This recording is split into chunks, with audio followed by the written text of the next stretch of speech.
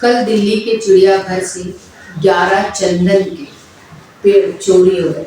बताइए, हम बात कर रहे हैं राजधानी दिल्ली की और हम बेटी की सुरक्षा की बात करते हैं साथ में। अब ये देश गांधी का नहीं बल्कि चोरों का हो गया है। आप देख रहे हैं नगमा किन्नर से, आपके साथ में हूं नगमा खान। आज हम बात करेंगे चारों तरफ जिनके चर्चे हैं, यानी कि बागेश्वर धाम वाले बाबा धीरेन्द्र शास्त्री की।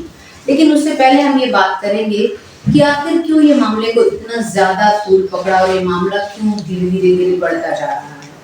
पहले हमने कई बाबाओं की बात सुने। बाबा थे हमारे भारत में, आसाराम बापू आए पहले, उसके बाद आए निर्मल बाबा, फिर उसके बाद आए राम रहीम, फिर दाती महाराज और उसके बाद बागेश्वर धाम के बाबा। तो ये सारे बाबाओं का चिट्ठा सबके सामने है। उसी तरीके से जो बागेश्वर बाबा है उनका भी चिट्ठा 1 महीने पहले खुल चुका था और उन्हीं के लोगों ने एक बोला था कुछ प्रॉपर्टी को लेकर उनके कुछ चीजें आ गई थी, वहां पे फरार भी हो गई, सारी चीजें चल रही थी। और अचानक से ही एक और मामला देश में गर्मा जाता है। वो मामला होता है कि पहलवानों को, जो हमारे खिलाड़ी हैं, उनकी यौन शोषण की बात आ जाती है और इस तरीके से मामला एक दिन में ही इतना तूल पकड़ता है कि पूरे देश में सिर्फ लड़कियों के, खिलाड़ियों के यौन शोषण की बात हो जाती है। ये मामले में कांग्रेस ने भी भरपूर साथ दिया उन पहलवानों का और प्रेस कॉन्फ्रेंस करी और किसी भी तरीके से उन्होंने जवाब मांगा प्रधानमंत्री से 72 घंटों में और स्मृति ईरानी से भी। बहरहाल इस मामले में स्मृति ईरानी ने वही घिसा पिटा जवाब दिया और राहुल गांधी के बाद जो वो ट्रोल करती रहती है हमेशा राहुल गांधी को, उस तरीके से मामला खत्म किया। शर्मनाक बयान था। इस तरीके से वो बात करके अपना पल्ला उन्होंने झाड़ लिया। वैसे तो झांसी की रानी की तरह बनती, लेकिन फिर बाद में हुआ उनसे कुछ भी नहीं।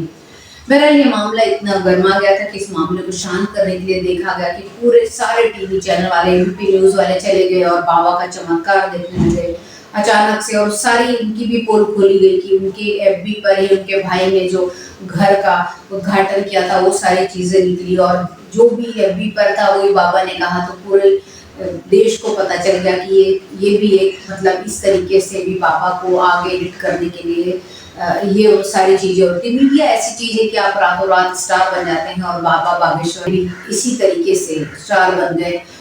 इस तरीके से इस मामले को इतना ज्यादा गर्म कर दिया गया, 100 डिग्री से भी ज्यादा। उस चाय की तरह जो हमारे पीएम मोदी ने बड़नगर में बनाई थी उसी तरह ये मामला उबलने लगा और उसके बाद फिर इसके सामने धीरे धीरे जो पहलवानों वाला जो जंतर मंतर पे वो धरने पर बैठे वो मामला धीरे धीरे शांत हो रहा है। और 4-6 दिन से आप देखिए सारे न्यूज चैनल हो या फिर यूट्यूब पे चैनल हो, सोशल मीडिया हो, सब जगह किसी भी तरीके से इस मामले को इतना ज्यादा खींचा जा रहा है।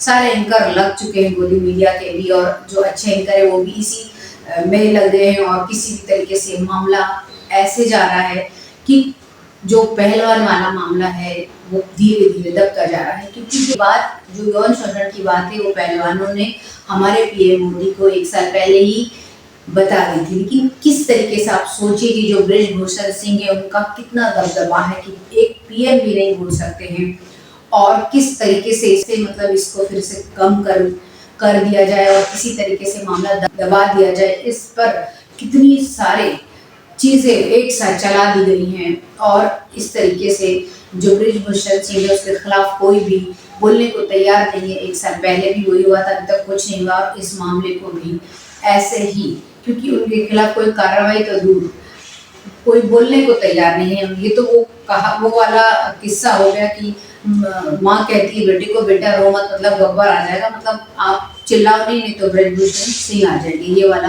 की कहानी हो गई। नहीं तो एक एमपी सांसद है इतना बड़ा जिस पर इल्जाम लगा और इतने सारे खिलाड़ी जो देश के लोग आ गए हैं और धरने पर जंतर मंतर पर बैठ गए हैं और उसके खिलाफ कोई क्यों बोलने को तैयार नहीं। आप सोचिए कि किस तरीके से और क्या वो करेंगे आगे जाकर, वो खिलाड़ियों के साथ क्या होगा, किस तरीके से वो आगे की अपनी जिंदगी जिएंगे और खेल पाएंगे कि नहीं, ये सारे सवाल भी उठ रहे हैं। क्योंकि जहाँ पीएम मोदी ही नहीं बोलना चाह रहे वहाँ देश का क्या होने वाला।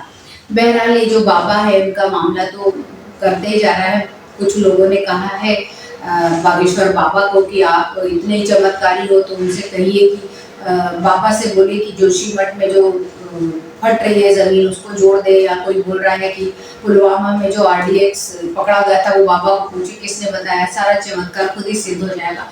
तो ये सारी चीज़ें आ रही हैं किसी भी तरीके से। मुद्दा भटकाना तो आप जानते ही हमारी केंद्र सरकार को कितने अच्छे से आता है, किस तरीके से एक मुद्दा शांत नहीं और दूसरा उठाया, दूसरा शांत नहीं, तीसरा, इस तरीके से ही आज पिछले 8 वर्षों से ये चल रहा है। आप अपना ख्याल रखिए।